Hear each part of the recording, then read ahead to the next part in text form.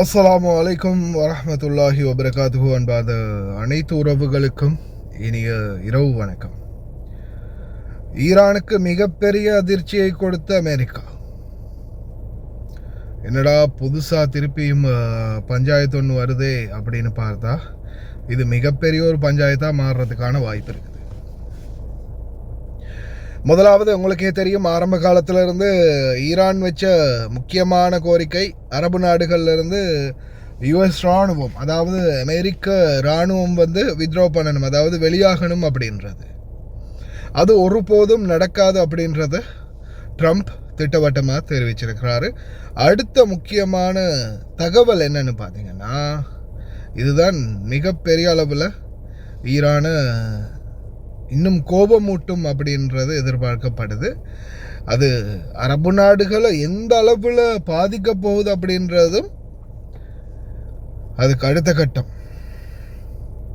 என்ன அப்படின்னா, ஈரானுடைய பணம், அதாவது ஈரானுக்கு சொந்தமான பணம் பார்த்தீங்கன்னா பல பில்லியன் டாலர்கள் ஈரானுடைய பிட்காயினாக இருக்கட்டும், ஈரானுக்கு சேர வேண்டிய சில கிரிப்டோ கரன்சியாக இருக்கட்டும், அதாவது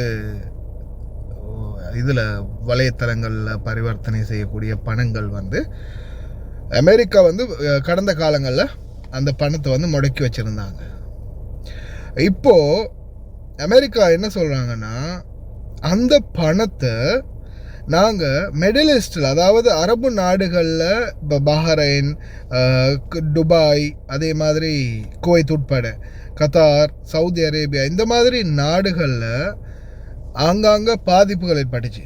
குவைத்தில் ஏர்போர்ட், இன்சூரன்ஸ் கம்பெனி பில்டிங், அதே மாதிரி குவைத் ஏர்போர்ட்டுக்கு சொந்தமான பெட்ரோலியம் கார்ப்பரேஷன் பில்டிங், அதே மாதிரி பெட்ரோலியம் கார்ப்பரேஷன் கட்டடம் குவைத்துடைய, இந்த மாதிரி பல இடங்கள் தாக்கப்பட்டது. அந்த தாக்கப்பட்ட இடங்களுக்கு அந்த பணத்தை நாங்கள் நிதியாக பயன்படுத்தி கொள்வோம்.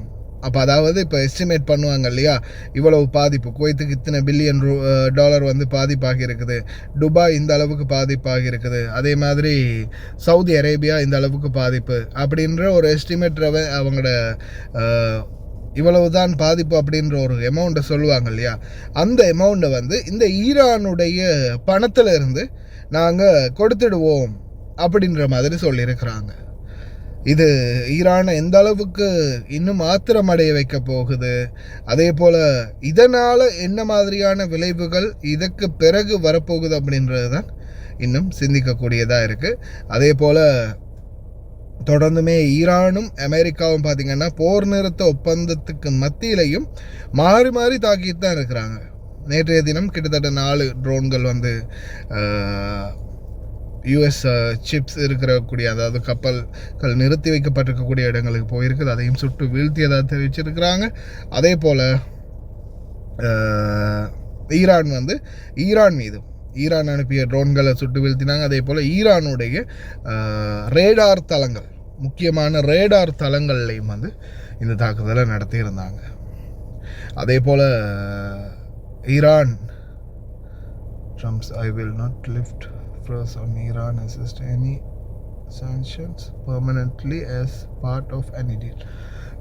எந்த ஒரு ஒப்பந்தத்துக்கும் வராத வரைக்கும் அவங்க சொல்லக்கூடிய எந்த ஒரு விடயங்கள்லையும் நாங்கள் சிந்திக்கக்கூட மாட்டோம் அப்படின்னு சொல்லிட்டாங்க. அதே மாதிரி லெபனானு நீங்கள் இன்க்ளூட் பண்ணவே தேவையில்லை, லெபனானு நீங்கள் சம்மந்தப்படுத்த வேணாம், அது லெபனான் இஸ்ரேல் அது தனியாக அது பார்த்துக்கொள்ளட்டும், உங்களுடைய பிரச்சனைக்கு ஒரு முடிவுக்கு வாங்க. அப்படி இல்லாத பட்சத்தில் நிச்சயமாக எங்களுடைய தாக்குதல்கள் மிக மோசமாக இருக்கும் அப்படின்றத தெரிவிச்சிருக்கிறாங்க. எங்கே போய் முடிய போகுதுன்னு தெரியலை, பொறுத்திருந்து பார்ப்போம். இது இன்னும் மோசமான சூழலையே விட்டு செல்லுது அப்படின்னு சொல்லலாம். அதே போல் அரபு நாடுகளுக்கு பேராபத்தை உண்டு பண்ண போகுது. ஏன்னு சொல்லுங்கள். சரி, இப்போ எங்களுடைய பணத்தை வச்சு அரபு நாட்டை சரி செய்ய போகிறீங்களா? ஓகே, நல்லா சரி செய்யுங்க, அதுக்கேற்ற மாதிரி சேதத்தை நாங்களும் விளைவிக்கிறோம் அப்படின்னு அல்லாஹ் கரீம். இருந்து பார்ப்போம் என்னதான் நடக்குதுன்னு. From the very first day I took office, our administration has waged the most successful war on crime in American history. Last year, the murder rate saw the single largest decline ever recorded, falling to the lowest level in 125 years. We've reduced the fentanyl coming across our border by 60%, from Washington to Memphis to New Orleans to our southern border. We are restoring law and order to America. Now we're taking our next big step to defend public safety in America. At my direction, the Department of Justice is beginning what we're calling the Model Cities Initiative to slash violent crime in major metropolitan areas all across our country. In selected cities, the Department of Justice will provide $300 million in grants to hire police officers, modernize equipment, provide training, and improve law enforcement. This historic funding will go to confronting substance abuse, preventing youth crime, and combating repeat offenders. In short, we're committed to making historic investments in improving the quality of life of city residents nationwide. For the next 90 days, any city or local government representing a population of more than 100,000 people can apply to take part in this exciting new program. It's amazing. Tell your local representatives to apply now by going to www.justice.gov/grants. With your help, we will put more police on our streets, and we will put dangerous criminals behind bars where they belong, and we want to keep them there. Thank you very much, everybody. Have a good time. You're amazing people.